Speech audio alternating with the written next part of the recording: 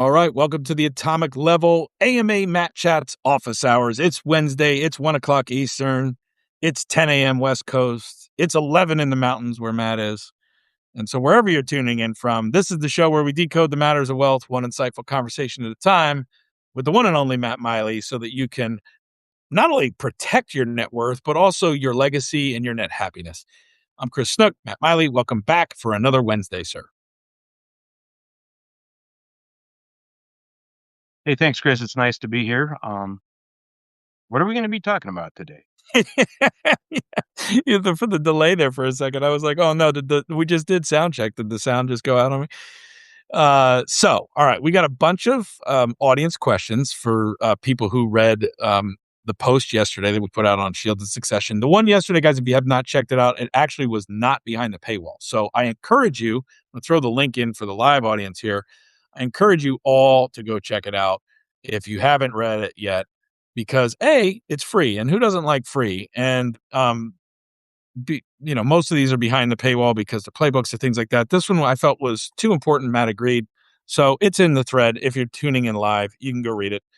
And we're talking about the thing everyone's talking about is this great wealth transfer, Matt, right? So there's 124 trillion, roughly 5 trillion a year for the next 22 years, according to Cerulli and some other researches, of transfer, like assets going from one owner to another, whether it's through inheritance or what have you. And what no one's really talking about a lot, but everyone intuitively has anxiety about, is the leakage.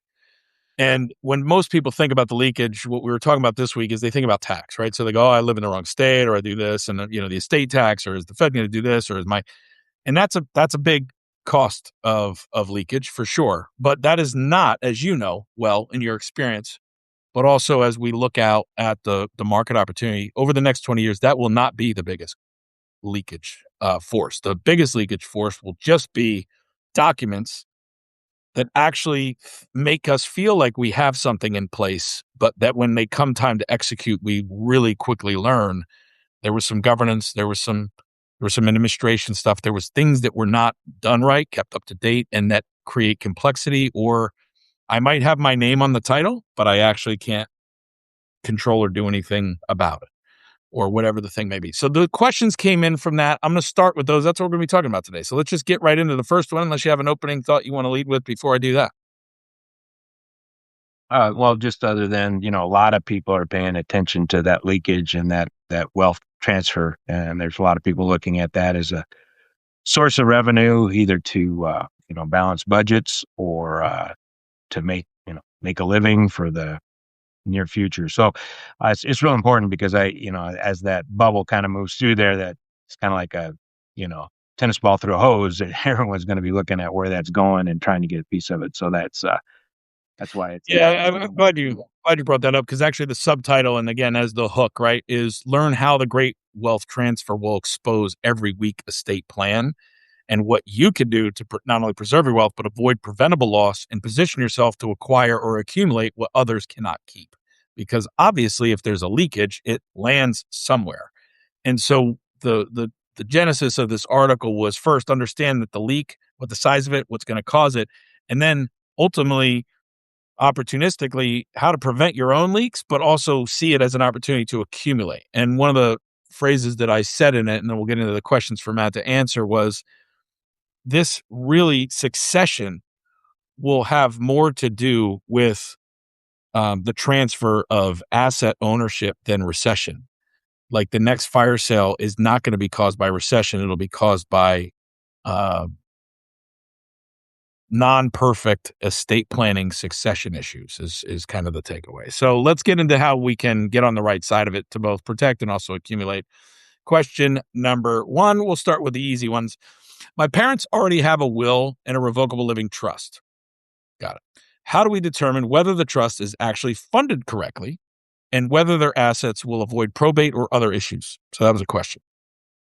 okay. I'm not gonna give that an answer, but first I'd just like to say, although I am an attorney, I am not your attorney, unless we have an engagement agreement or something like that where you've actually contracted to have me give you legal advice. So today, in this Matt chat, just giving some, my opinions and those kind of things, not necessarily legal opinions. So that's my disclaimer. So it may not be legal advice that you can use. And the reason we do that, Chris, is that we just never know all the facts and circumstances surrounding, the question. And a lot of these legal questions, the reason why it's, a lot of attorneys will say it depends is because it really does. It's all contextual. How is everything in there? Did everything fit together? What are the facts surrounding the case? What are the circumstances? And they can really drive a little different legal opinion when you're doing that. So that's why I'm not giving any legal advice today, but giving, what we've seen over uh, how long I've been doing this. I guess I've been an attorney since 1988. I always tell people that I was only 11 at the time. My mom drove me to court. Maybe a little older than that.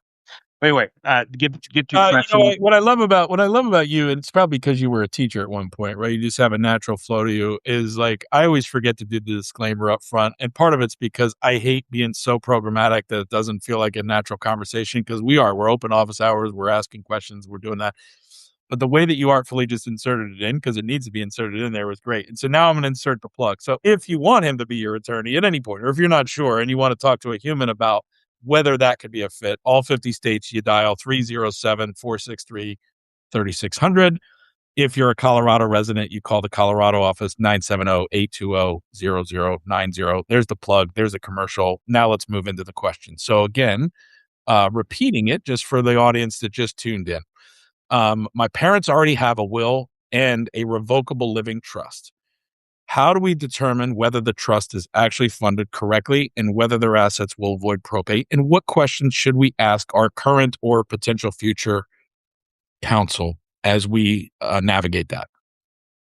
Okay, and that's a great question, and that's real important. And the word funding, by the way, it just means that we've taken time to transfer the title of an asset from us as an individual to us as a trustee. If we have a trust, we're usually our own trustee. Can be another trustee, but typically we're our own trustee, and we need to own that property in the trust because the trust is like a contract and only affects the things that are in the assets that are in the trust. So they don't affect things that are outside of the trust or things that have designated beneficiaries where you're sending it somewhere else or things that the estate would own. And the estate is what happens when someone dies and the property doesn't have any place to go and it's not owned by a trust. It's not owned by anybody. It goes to the person who died estate. And that's where a will takes over.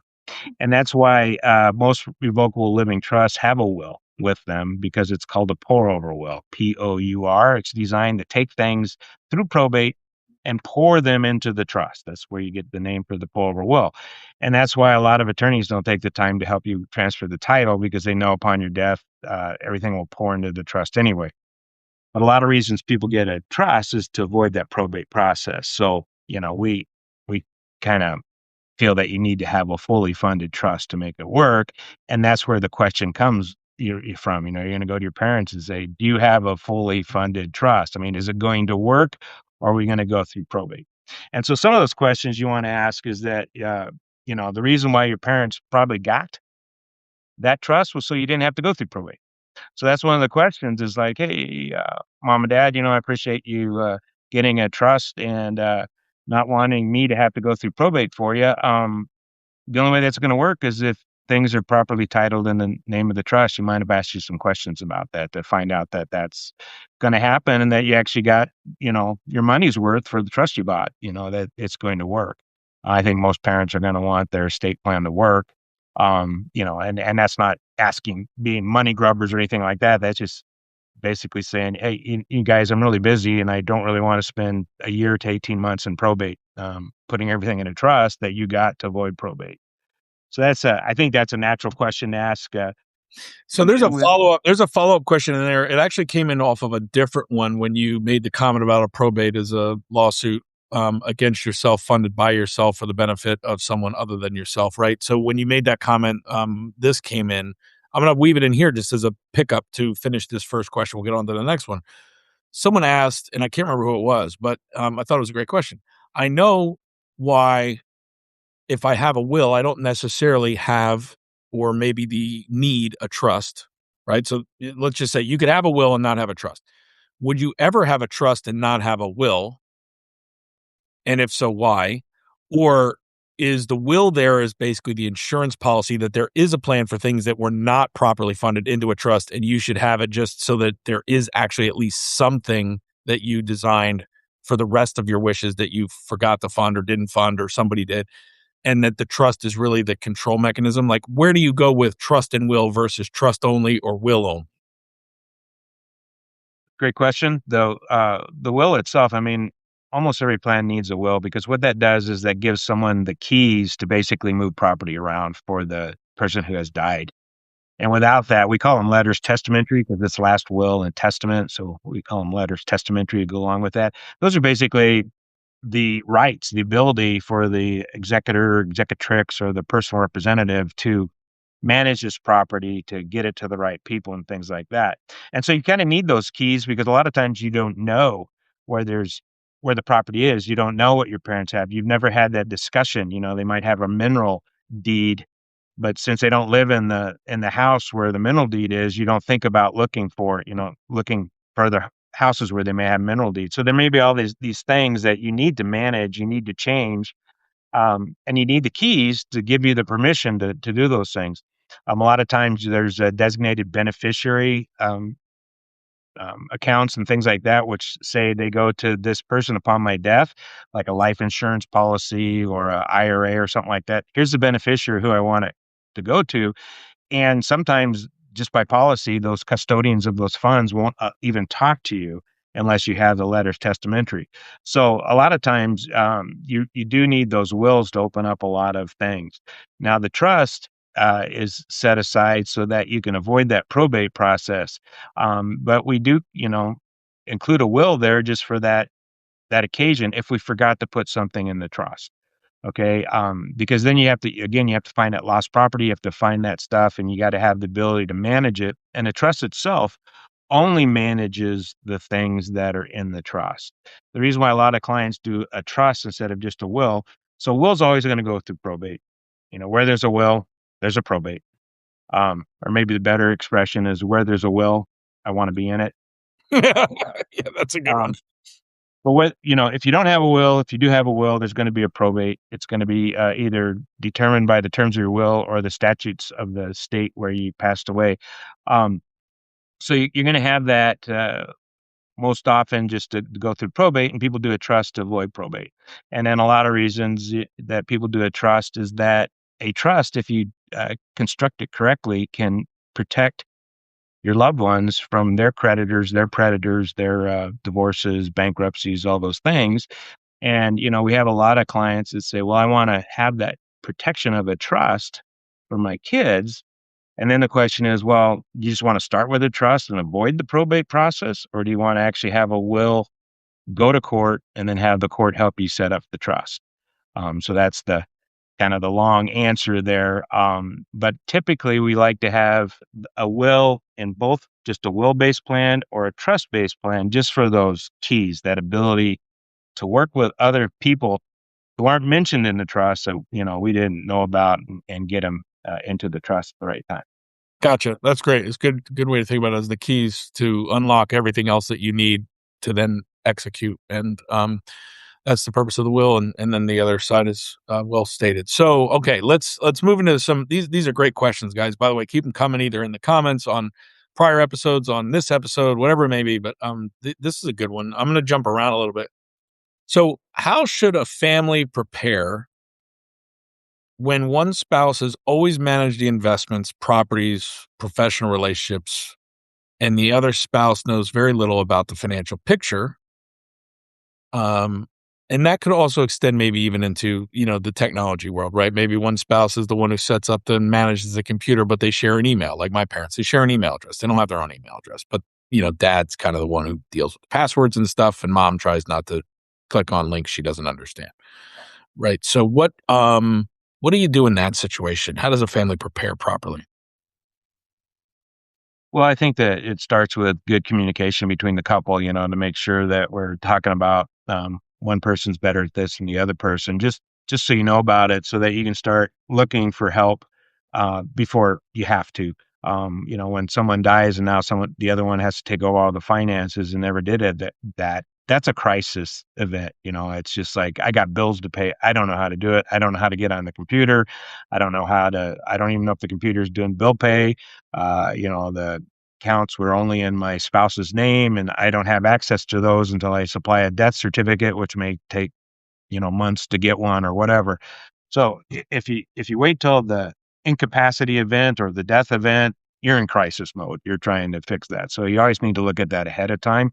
And that's the beauty of a trust a lot of times as well. The trust has a trustee, which doesn't have to be you to help manage the money. And if we know about that when we're helping people with the trust, sometimes we'll go ahead and set up if people die in a certain order where the financial wizard dies first, that the spouse can then hire a co-trustee to come in and help. And that could be maybe one of the kids, or that could be a professional fiduciary or something like that to come in and help manage that money. The non-financial genius spouse is the one that still gets to say yay or nay and still gets to be part of the decisions, but they have someone else to help them out. And we can specifically design for that if we know that to be the case.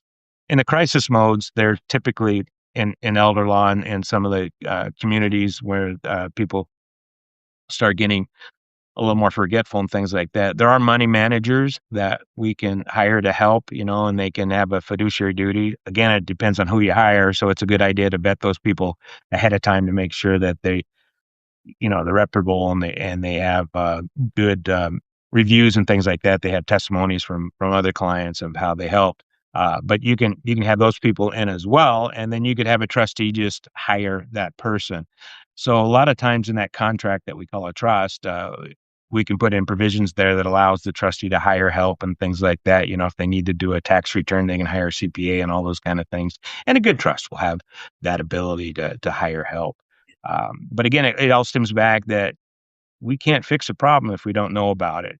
And so, that's why we're doing these meth chats is to kind of get this information out there. So at least people can go into this planning with their eyes wide open, and they say, hey, I wouldn't know how to pay all the bills if something happened to my spouse, just so they can start talking about that now.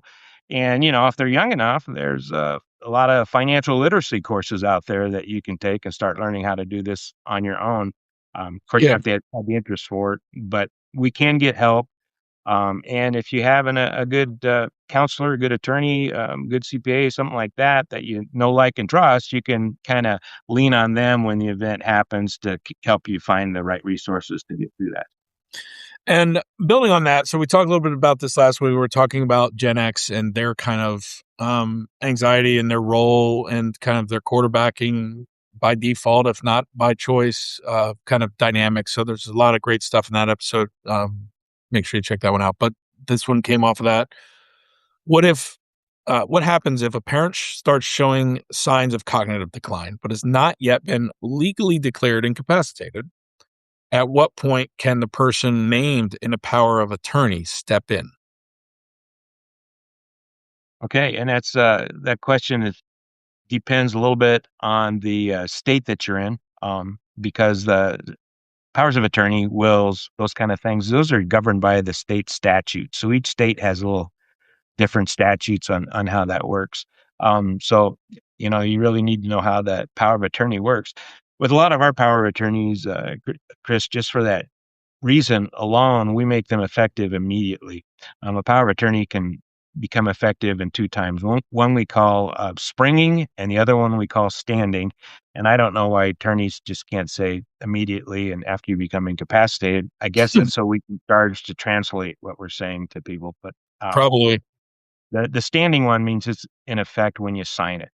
Okay. And typically those you're not even incapacitated, but the power of attorney is supposed to take effect, or the power of attorney is supposed to have that agent have the abilities that you have to make decisions for you. So if it's immediate, they can start turning off your electrical equipment and things like that. We always caution spouses that if you sign these immediately and you guys split sheets later on, you can turn off each other's utilities.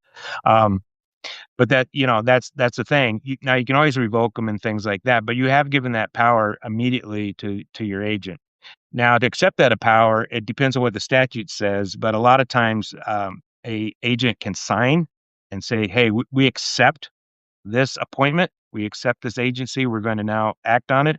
Or the other ones in some states, if you just start acting as an agent, that's enough to make that document to make you the agent for that document, and and invoke your fiduciary duty, which is just a high standard of care for the we call the person the incapacitated person or the ward. But that's how a power of attorney gets going. The other one, the springing one, only becomes in effect when some event happens that shows that you're incapacitated. It could be a doctor's note, a letter from the doctor saying you're unable to manage your financial affairs, or it could be a disability panel that gets together and unanimously says you shouldn't be signing checks anymore.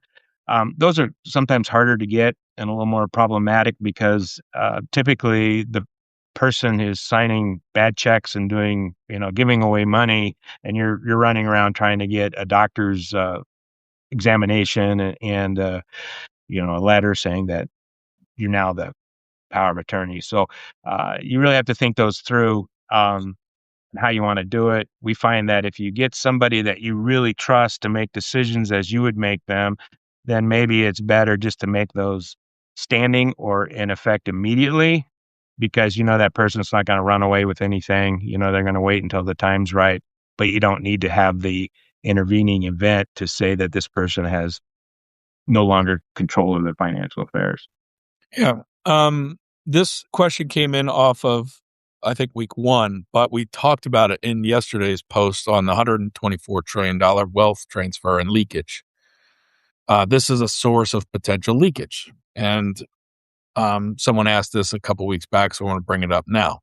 Can Medicaid or another government program really recover long-term care costs from a person's estate or family home after their death? And what legitimate planning options may exist before care is needed to prevent a future recapture or whatever?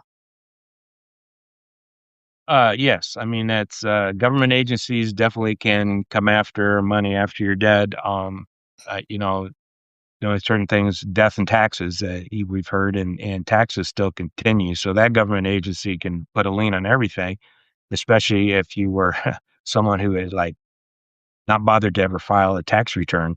There's a lot of things owed by your estate to that, to the taxing agency. As far as Medicaid goes, although that's a federal program, it's run differently by every state. And each state, even though they're looking at the same rules, they have different ways of how they apply them. So it's really state specific on how those things work. And some of them can come back after property after the death, for the care that they provided, and they can file liens on the houses and things like that. And that's it's kind of a surprise to some folks because in some states the house is not a countable asset for getting qualified for the government assistance. So it's not part of the process, but then when the person dies, there's a lien on your house. And depending on the state, how that house passes is when the state can step in. And usually that's the probate process. So for the people who like the probate process, that's when the state can do their lien and collect on those things. If it passes another way, like, joint tenancy, or in some of the states, we have what's called a ladybird deed. It's basically a life estate that we give someone. It basically says they have the right to be in that house for their lifetime. But when they pass, it moves by operation of law to the beneficiaries. And so it's hard to insert a lien on those things. So it's really critical that you know your state's law, and and that you get the asset set up so it can transfer without triggering that recovery, that Medicaid recovery period, or that you get ahead of the game and look at the state law and find out what the look back period is. Many states have a 5-year look back period. Some states have a 3-year look back period. I believe California has that one. But the look back period basically says if you make a gift, you give all your stuff away during that look back period, it's going to count as if you still had it. And so giving that away prior to that look back period, that's legit. It's no longer yours. And you can imagine if you've given away all your bank accounts 5 years ago, you really probably aren't eating well either. But the other thing with that gift is you can put that into what we call an irrevocable trust, and the irrevocable trust is just basically not yours anymore. You can set that up and wait that 3 or 5 year period and have those assets protected. Those trusts also work uh, for the taxing authorities as well, that they can't get into that trust either if it's set up correctly. Now you just can't build it the day or month before you know you're going to owe the bill and put everything in there and call it safe. You have to. There are So time. a question I have on that, the nuance of that is, in layman's terms, plain speak. Let's say I have a house, and some people, especially boomers at this point, a lot of folks may have it paid off or may have a very high, or very low LTV ratio simply because of appreciation and things like that. Um, if it's paid off, that's one thing because I basically just have my property taxes on it, and then I could quit claim it or gift it into my irrevocable trust, whether it's a Wyoming Asset Protection Trust or something else. There's that scenario, but I want to talk about the scenario where there's debt on it, either new debt or I've already put it in their irrevocable trust, and now I want to refinance it because and I'm going to personally guarantee that mortgage as me, the individual, right? But the asset is owned by not me, the irrevocable trust. What happens then as far as liability, risk, lien position if money's owed, whether it's from a long-term care Medicaid recapture attempt or whether it's just the mortgage note holder, and now I've died and like the assets there, and what happens then? Yeah, we typically do not like to put in a lot of uh, assets with liens. We don't like to put those into irrevocable trust because you basically just invited the creditor into your irrevocable trust, right? Okay, so that's what I was trying to get at. Is in other words, once you put something in there, whether it's a house or whatever, you want it to be free and clear outside of whatever property taxes may exist, because you're never going to be free and clear of that unless you live in a property tax free state. Right, right, yeah, and because you're just basically saying this for this particular loan, this house is the collateral for that. And Right. in some states, when you do a transfer into an irrevocable trust, you have to do an affidavit of solvency. You got to swear that you don't owe any money. Well, the asset you're transferring into the trust, you owe money on. So that doesn't work as well when you're doing that. So a lot of times on those personal assets and houses and things like that, I mean, the very lien itself on it gives you a little bit of asset protection. I mean, it's like we call that asset stripping. And the reason why is when the made-for-TV attorney wants to come after you for the car crash and they wanna take your house, but they see that it's leaned to the hilt, 80% is, gonna go to the bank, it's a lot less attractive for them to move in, foreclose on that house, and then pay the bank. So they So again, if I correct me where I get this wrong, I'm going like audience mode now, trying to be the proxy, right? So if I'm pragmatic and I think about that, I go, the minute I pay off an asset free and clear, whatever that asset is, I'm not planning on collateralizing it for fiat in any way. It could be my Bitcoin. I'm never gonna sell, but I'm not gonna also use to get fiat loans to pay my bills while I let my Bitcoin ride. It could be my house. It could be my vacation. It doesn't matter what it is. Once it's free and clear, again, I'm not giving advice. It seems like I'd put that into an irrevocable trust immediately. If it's something that I'm going to hold on to, and I would put that free and clear asset into an irrevocable trust immediately to benefit from the asset protection that has. If it's not something I'm going to hold forever or have paid off full for any number of strategic reasons, my Bitcoin that I want to be able to borrow against and let ride but never sell, my house that I'm going to lever up so that I'm 80%, but whatever, I need a mortgage on it because I don't want to put my money to work there. I want to put it into markets. Those things I would probably put into a revocable trust so that there's an instruction manual that avoids probate. But where anybody that comes after me as a creditor, by the nature of the lien stack, I have some asset protection through asset stripping. Is that the summary? yeah, I mean, we're talking about personal assets for the most part. I mean, your house is personal and things like that. If you own them free and clear, that's a good time to use the trust for personal assets. We've seen this in the past where, if you're willing to do a personal guarantee, you can get a loan. You can get a new mortgage on a property that's in the asset protection trust and an irrevocable trust. You still can. Some banks will still give you a loan on that if you personal guarantee and things like that. So it doesn't really take away a lot of your rights to get money from it. It does affect your privacy. I mean, if the house is owned by a trust, everyone knows you have that trust because all they got to do is follow you home one night, look at your address, look it up at the county records, then find out, oh, this home's owned by a trust in Wyoming or something like that. So now they know. So you just got to be careful with that. When we're talking about business um, assets, assets are used to make money, where it's a rental home or your business, a corporation or something like that.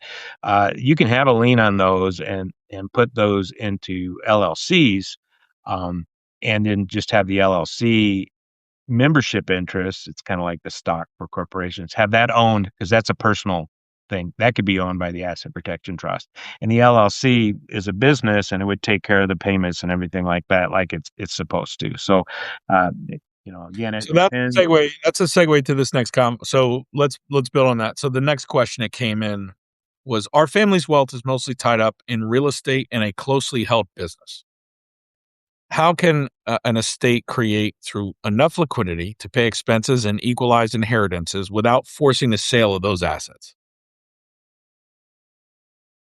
Um, Well, you have to find other ways for liquid money, and usually, I mean, we're not talking about estates until someone passes away. So sometimes you're talking about life insurance and those kind of things to build a little bit of liquidity to help pay for taxes and things like that. So you don't have to sell everything, like you said there. And look at the retirement accounts and those kind of things that you have. Another thing is Would that be key person? Like, as a simple example, some people probably have heard about this. In other words, let's say I have a closely held family business.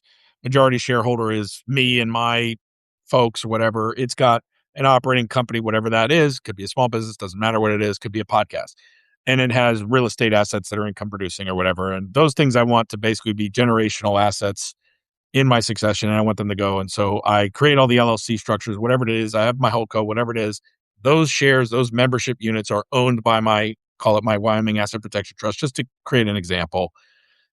And yet I need liquidity. So now what I would do is I would buy, if I'm the manager, meaning if I'm the kind of designee for while I'm alive to operate and manage that and be the chairman, whatever it may be, the family, the patriarch, the matriarch, whoever they may be, we would buy key person insurance for however much, 5 million, 10 million, whatever we thought we needed. The business potentially, and I'm saying this for your feedback, not as a pro, I'm just saying how I thought about it. The business would purchase that life insurance, that key person policy. The beneficiaries would be whoever they need to be, the family member or the trust or whoever needs to pay the bills. And so the liquidity would come from the death benefit and or whatever cash value could be borrowed against out of that key person policy along the way to handle things without forcing the sale of the assets or forcing a change of ownership in the stock. Yeah, that'd be one way to do it. The estate also includes you and your spouse probably as individuals. So, if you had second to die policy, life insurance policy, maybe that wouldn't be as uh, big of a premium as just on the older person. But yeah, life insurance like that would also uh, put some liquidity in the business. The other thing that you can think about is getting your business into a situation where it could be sold upon your death, or sold to maybe someone else in the business. We're talking about a closely held family, so there's probably no other key employees or anything like that. But if you have a key employee, you can sell it internally. But if you don't, you can get it ready to sell to third party. And there's probably a whole podcast on how to get a exit planning for a business. How to get everything put in so you're not like your business dies with you because you have no automation, no customers under contract, anything like that. Um, and then maybe just a normal business, and then what we call best in class. And it changes the multiplier for how you're going to get paid based on your net income or whatever you come up with. But there's ways to at least have that business um, getting ready to be sold, to provide some liquidity for the business, assuming that people inside do not want to keep running it, things like that.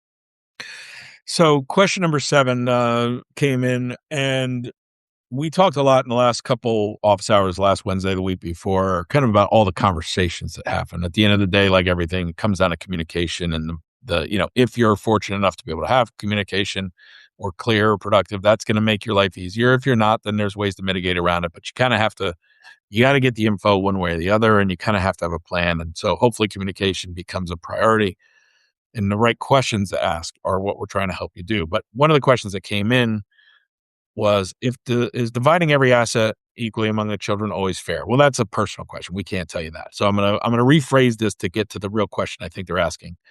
Or can equal ownership actually create more conflict when one child wants to operate the business, the other one wants cash? And in what we wrote about in the example in yesterday's article on the great leakage, sometimes things change. So sometimes let's say I have 3 kids and I want to give them all equal and everyone's fine with that and no one has a challenge with that's fine. But depending on where they are when whoever dies passes on, or if we die in the wrong order, as you like to say, a crisis hits, things could change. One parent that used to think they wanted to operate the business is now mired in a divorce, or they're mired in kids going to college and some other expenses. And what they really need is cash. If they don't want to operate the business, they're busy. Um, Maybe the person who wanted the vacation home lives too far away now, and now, or what, or like whatever, wanted to keep the home for nostalgic reasons.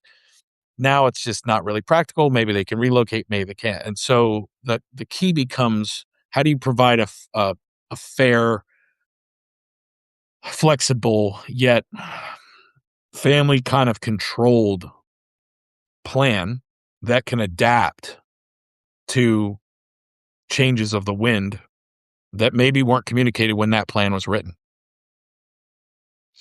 Well, first of all, the plan, in my opinion, shouldn't be static. It shouldn't be a one and done. I mean, life changes, laws change, a whole bunch of change. The plan needs to be reviewed every once in a while to keep it up to date because it may work great for the next 2 or 3 years, but not, the fourth year. And now you have a plan that's just out. Do you recommend an annual check-in, a 6-month? Like, what do you think? And does it change as people age? Like, do you recommend a biannual frequency just as a sync up, or what do you recommend in a perfect world?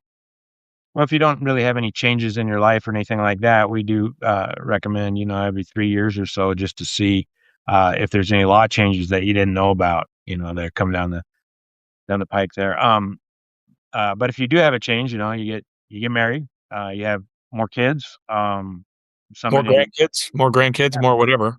yeah, that's always it's always a good time to come in and check it then because your situation has changed, right? Or if someone becomes addicted or something like that, you may need to treat them differently, and that's why equal isn't always fair. I mean, we always look at the situation where if I had a squirrel, an elephant, an alligator in the room and a bag of peanuts, I wouldn't give them all the same amount.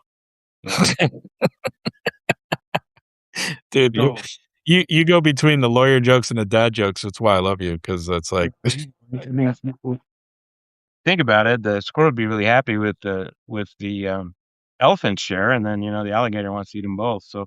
Uh, No, it's not fair. So you really do have to do what's good for the child, and you want to like give them more of a hand up instead of a handout. You don't if they're a creative spender, give them a whole bunch of money is probably not a great idea. If they're a creative spender, maybe putting it in a type of trust that only gives them 5% of the trust a year, 10% of the trust a year. So it's a hand up instead of a handout where they can't get in trouble. That's Are those separate trusts for each kid, or are they just separate rule sets in the main family trust? I think you need a separate trust for each kid. Most of them are young, and if you're gonna when they get them set up, and if they're gonna come in, a situation changes, then we only have to amend that one child's trust. You don't have to you don't have to have the 4 good kids bringing in 2 clean urine analysis every month to get their monthly payment and that kind of thing. So, it's what's best for the children and how you're going to do that. Maybe for one, it's an outright gift, and the other one, you're going to leave it in trust for them to protect them and things like that.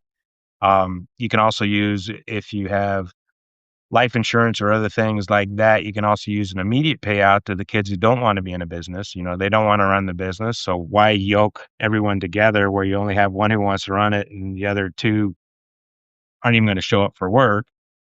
Maybe you can give it to the kid and the one who wants it that gets the business, and then the cash and the sale of the house and all that gets split between the other two. There's ways to try to equalize it so that no one's saying that they love you best.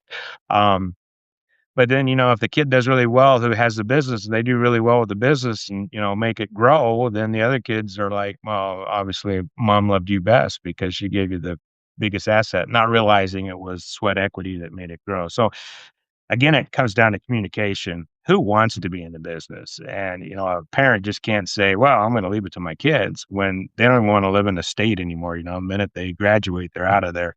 Um, so it's communications, finding out what people want. In some cases, we even recommend bringing in a family counselor to ask some of these questions to figure out what are the people's goals. And, yeah, I want to be in the business, but I don't want to be in the business for a couple of years because as soon as I make it, I'm moving to Jamaica, and so I'm taking the money and running where the other one's like, well, every dollar I make in this business, I'm putting it back in the business to run it. You're setting up your family for conflict down the road if you don't look at who they are as individuals, what they want to do, and then what's best for them.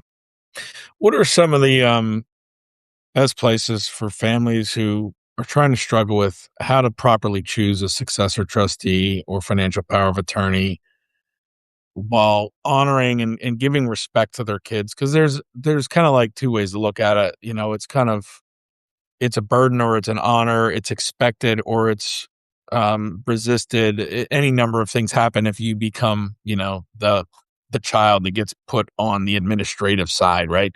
And then there's the parents of trying to, deal with the fact that they're addressing their own death, which they don't want to think about, but then they now have to communicate that to their kid and they got to make sure that, Joe and Sally don't get in a fight because one was picked again, right? Like they're going through all of that menage, right? So how do they choose it? What are some of the best practices for thinking about how to choose it? Are there playbooks? Are there frameworks? What have you seen good? And then, family members versus professional fiduciaries or combos of the two. What's the higher percentage probability that they're not going to end up with a argument or a scar?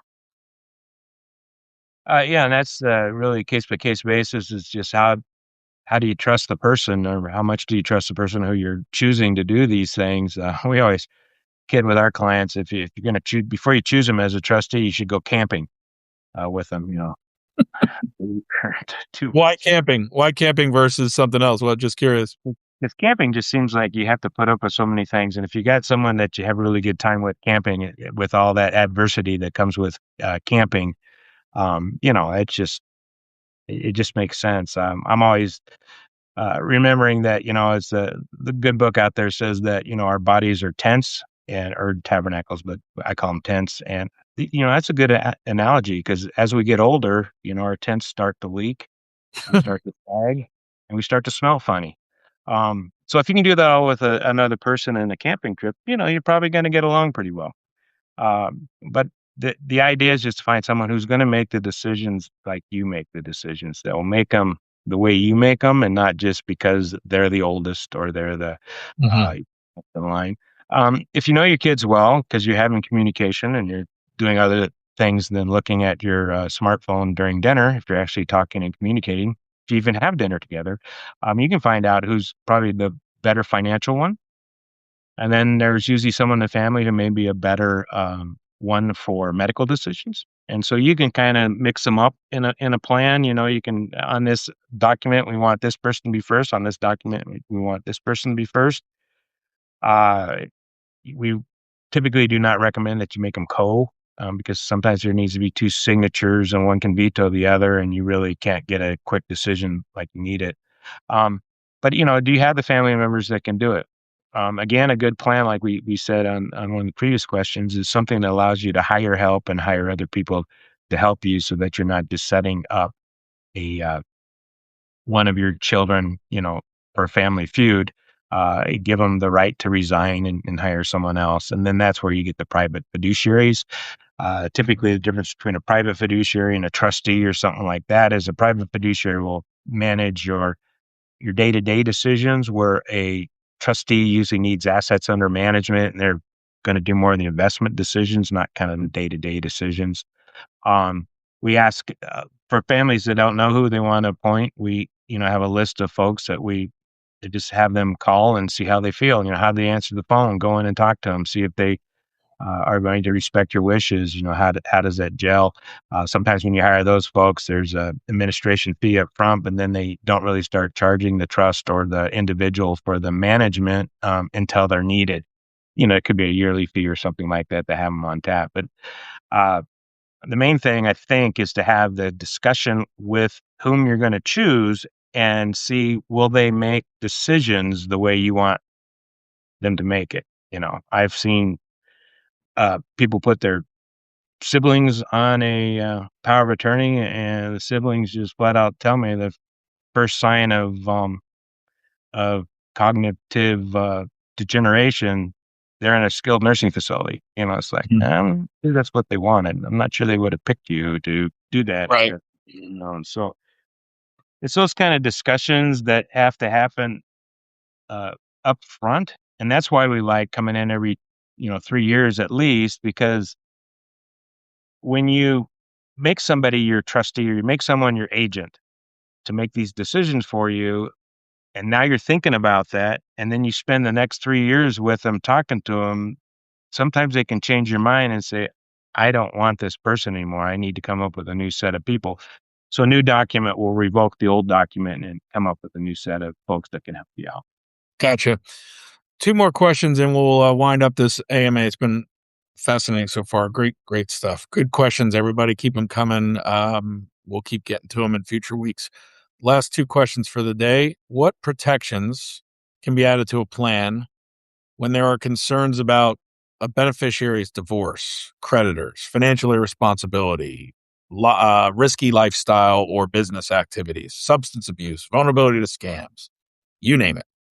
What are some of the riders or like you know, the additional things that could be programmatically added to kind of solve for some of those specific issues? Okay. And those issues, I mean, that's why you're still alive, right? This isn't when you pass away. So will does not work in this situation because the will's only invoked, if you will, executed when you pass away. So this would either be under a power of attorney or like a trust document. Um, and either one of those for a beneficiary, I mean, you can write it up with asset protection, which if you think about it, is like a vault that kind of protects the person from the money. And I think we talked about this before, but a trust is like your cup, where it's open at the top when it's yours because it's revocable because there isn't a trustee in place. But then when you put a trustee in place, uh, that becomes irrevocable because you have to ask that trustee to get money out of that trust and things like that. And that's how you do the protection, especially if it's an independent trustee. It's not the child themselves, it's not the beneficiary themselves, it's an independent one. And an independent trustee can be another family member, it can be someone outside of the family, like a sibling or an uncle or something like that, but or a private fiduciary. But it's just someone who reads the trust and knows the conditions that they can distribute the money. And you can say what your desire is for that child to get the money, and you can say it's their money, and if the spouse who divorces that child wants it, they have to ask the trustee. And again, it's in the bloodline. The trust definitely says it's not supposed to go to the spouse, so the trustee will say no when the spouse asks for it on the divorce. If it's not in the trust, if it's in a joint bank account, you look at the state rules. You've been married a certain number of years, the spouse probably gets half. That's even if they serve the divorce papers right after you put it in the joint account.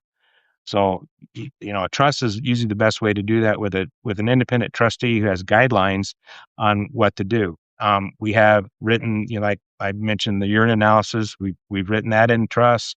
They got to be clean before you get it. There can't be a gambling, alcohol problem. We're not going to support a habit.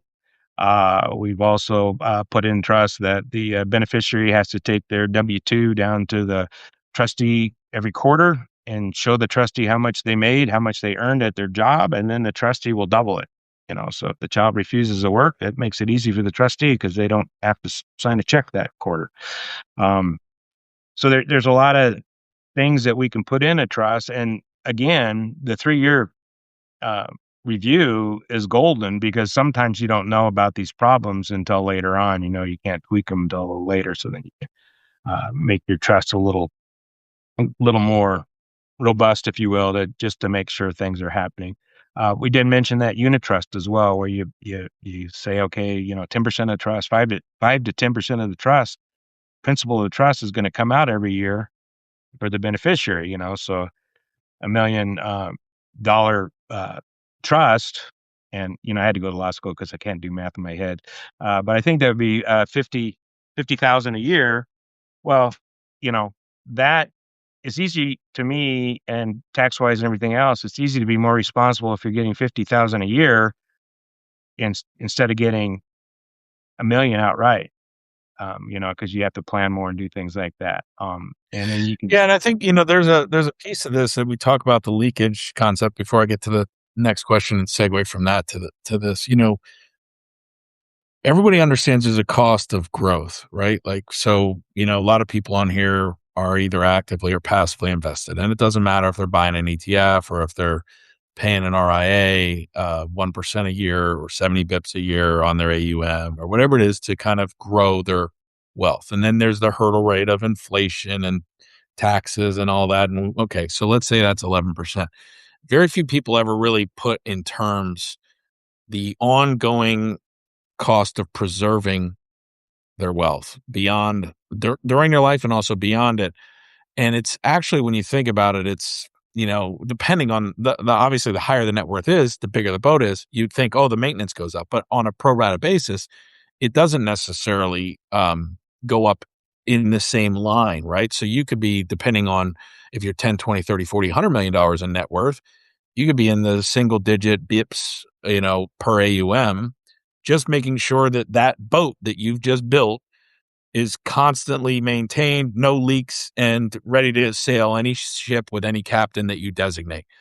If you're on the lower end of that, $1, 2, $3 million worth of investable assets, you might be paying upwards of 75 to 100 basis points, 1%, so, three quarters of a percent a year for maintaining this. But that's going to be a lot better than leaking 5, 10, 15% to a creditor, to a predator, to a confiscatory agency, to probate upon your death, right? Like, when you really think about it, there is a cost of preservation.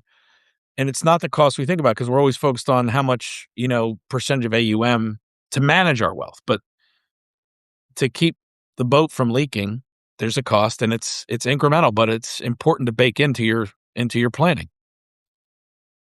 Yeah, I mean, absolutely. You spent many, many years growing your estate. We ask that you spend 2 hours with us on how it's going to go. Uh, and some people don't even want to do that. But the main thing, the boat analogy is just making sure you have all your things on the boat.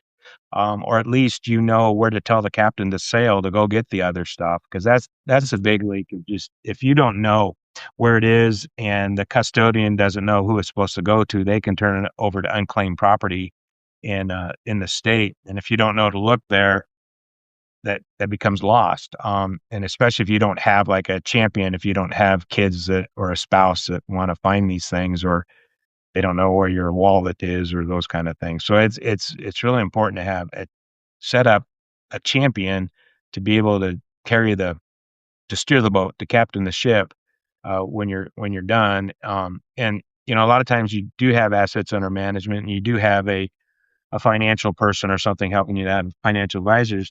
But a lot of times they can't be your trustee, and they cannot be your power of attorney because of conflict rules. It's a professional conflict there for them to do that, to uh, cut the checks and make the recommendations. So you got to get someone in there, and you can say in your estate planning documents that you want them to continue to work with this person. I mean, that's fine, or whatever you want to do. But yeah, just to keep them, know where they are, keep them invested properly, not have a big lag between getting the letters testamentary and selling the stock that is tanking at the time, if it's taking you 3 months to get the letters testamentary, your portfolio may be worth a lot less depending on the time that you get that. So, um, yeah, I think what you said is maintaining that goes through it. A lot of our clients say, "Hey, well, we don't care, we're dead." But that's your legacy. You built that up. That's how you're going to be remembered. Um, Well, and again, the headache and the grief are 2 different things, and, they compound on one another. We talked a lot about that with last week's post, an article on Children Succession with our AMA last week. We really focused in on the anxiety that Gen X feels, right? They're sandwiched in between these 2 generations, but they're not worried about what they inherit. They're worried about the mess that you're gonna have to administer. And and again, no matter what the relationship is with one's parent, there's grief. There's grief of what you never said that you wish you could have. There's grief of just missing them. There's all the things. And they come. And then when they get hit with the crisis of passwords and all the complexity of today's society, plus all the predatory, confiscatory actors out there trying to grab their accumulated portion of what you're leaking, it's a crushing blow. And to empathize with that, is kind of where we're trying to go with these conversations each week. I want to give some shout outs to the room. I see some amazing people in the room. I don't want to leave anybody out. Some old friends, Susan Brazer, nice to see you. Haven't talked to her in a while. Mike Orr, good friend of mine, business partner of mine. I will not go quietly. I just like that name. That's really cool. Stacy Taylor. Hey, Johan, good to see you. I think you're new. George Noble, my goodness, one of the best sellers in all of finance. Massive, massive guy. I love to follow. George, we got to get you on the show, man, separately. So there's my call out to you. Thanks for being here. George is a beast. He's writing some great stuff. If you guys haven't checked him out, check him out. I don't want to leave anybody out. That's just who's in my line of sight right now. Thanks for those who choose in live. Anyone on replay, look for the article and the full write up, and please restack it. The 3 things I'll ask before you leave: 1, give it the heart so the algo knows that you were here and we were here, and people should maybe join. Restack it. Someone has one of these questions or more, and you just gave them the shortcut to get them answered. So please restack it, share it, send it through an email, whatever your form of getting one person to see something. Somebody in your network that could use this, whether a family member or not. Matt's been generous with his time. Once again, every week we do these AMA, not your attorney, could be your attorney, but in that way, I'll give you stuff to talk to your attorney about calls. All right, there's the rant. Lastly, leave comments, send more questions. These questions came from you. We appreciate it. We love it. It makes it more personal. Last one will go, Matt. We'll wind up right on time. Someone who thinks and who expects that they're going to inherit a property or a business. Could be either one, right? So I expect that so-and-so is going to pass me that asset, whatever that is. That's been in the conversation or somehow implied. What conversations and documents should I ask my parents about now that, without making the discussion feel difficult? I know before we said it's not about what I'm going to get, it's how I can help. But this is a specific question around, like, how do I level set on what documents they have in place, or what ones I don't even know exist that they might want to put in place to make that more possible? What are those documents that I should check the box on as like a punch list of how close to on plan I am? well, yeah, you want to see the formation documents for the business. You want to, see what the if it's an LLC or corporation, whatever those business documents are for that. It'd be good to see those. A lot of times you're going to get pushback for that. So typically, again, it's approaching the parent with, how can I help you? You got a business. If something happens to you, either become incapacitated or you pass away, we would like to take care of your customers. I mean, what business person does not want to take care of the customers, not leave them in limbo, wind it down, everything like that. So the child can ask, what setups that we can help the customers. Do you have a power of attorney that allows us to do that? Is it written in the LLC agreement, the operating agreement does allow us to do that, or is the LLC owned by a trust that allows us to take over when you come incapacitated? Because mom and dad, we really want to make sure that your clients get the money back, and they're not just hating the business that you've built when you're gone. And property is the same way. Is it in the trust? Do we have the ability to sell it to take care of you if you become sick? Or is it just in your name until you die, and we have to put all the medical bills on our credit card until that happens? But again, don't say it that way. But you're coming from a position, and it's authentic that you want to help. You want to help their legacy. You want to help their customers, and you want to help them should you need to. And You don't have to show them the documents right away, but you just got to get that conversation so they're thinking about it, so that they have a plan in place that allows someone to step in for them.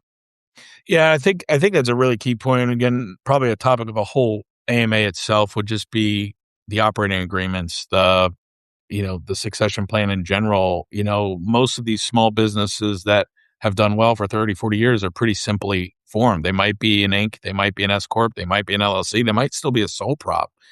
And there's usually, an owner operator that's been doing it forever and that is the business, even if there's employees and product that's sold, through the business, whether it's plumbing or electrical. And if you're standing to inherit that, you've benefited from that lifestyle. And so you have a picture in your mind of what that is because you see the net benefit. You don't see the balance sheet because the balance sheet's never been shared. So everybody wants to own a sausage factory until they see how much it costs to make it and what the sausage actually includes. And it's hard to ask those questions of the operator when they're still in charge. But some of the documents would be, hey, do you see me inheriting this? I'd really like to. What can I do to get involved now on a board seat, on whatever? How can I help you professionalize the business? Should we start talking to people that we could exit this to? Would that be helpful? What do you want, dad, mom, whoever it is, right? There's a whole unpack there we could go into. So if you guys are interested in that, send us some comments. We'll do an AMA purely on succession as it relates to the asset protection and trust planning and estate planning stuff. Matt, thank you so much for being here. Guys, thanks for tuning in live. Again, he's not your attorney yet. If you want a referral to one, or if you want him to be your attorney, you could do a pre-consult for, free, and you can reach out. The Colorado office is 970-820-0090. And then if you live in all 50 states or you have assets that are domestic and you don't live in the state of Colorado, you can call the Wyoming office at 307-463-3600. That's where we do all the wealth planning and things like that for all 50 states. So, Matt, thanks for being here. You guys have plenty of fodder now to talk to your existing counsel or to whoever you choose. But if you are looking for help, Matt is available. Thanks for the free billable hour. Once again, we'll see you next Wednesday, buddy. All right. Thank you, Chris. Yeah.